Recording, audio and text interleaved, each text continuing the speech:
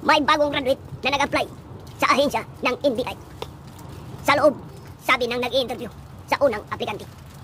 Halimbawa, ito ang iyong suspect. Pinakita ang larawan na naka-side view. Ito ang iyong suspect. Paano mo ito madaling mahuhuli? Sumagot ang aplikante at sabi, madali lang yan, sir. Kasi iisa ang mata.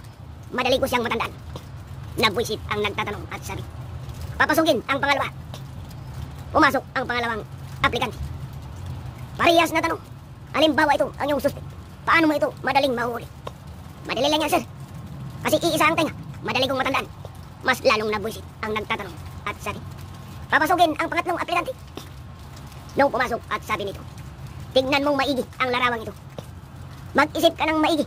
Kasi ang dalawang nauna na yun ay bagsak na sila. Kasi walang kakwenta-kwenta ang kanilang mga sagot. Tinignan ng maigi ng pangatlong aplikante ang larawan at sabi, alam ko ang suspect na yan ay naka-contact lens. Nagulat ang nag-i-interview at sabi, paano mo nasabing naka-contact lens?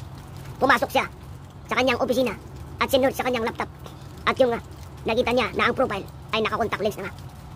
Bumalik ang nag-i-interview at sabi, bilib ako sa'yo. Pasado ko na. Pero matanong kita, paano mo nasabi na naka-contact lens ang suspect na ito? Simple lang yan, sir. Kasi sa iisang mata at iisang tainga, hindi siya makasuot ng normal na salamin.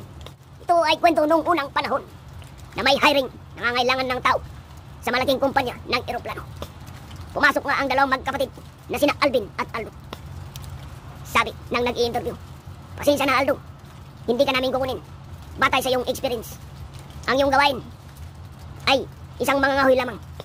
Samantalang ang iyong kapatid ay nakapagtapos ng kolehiyo. Sumagot si Aldo at sabi, hindi pwede, sir, kasi tandem kami sa trabaho. Kailangan dalawa kami bago niya ma-perform ang kanyang trabaho. Paano mo nasabi? Sagot ng nag-i-interview. Sumagot si Aldo at sabi, kasi sir, kung hindi niyo ako kukunin, hindi niya mapapalipad ang eroplano. Kasi bago niya mapalipad, kailangan ko munang mag-ipon at magsibak ng maraming panggato.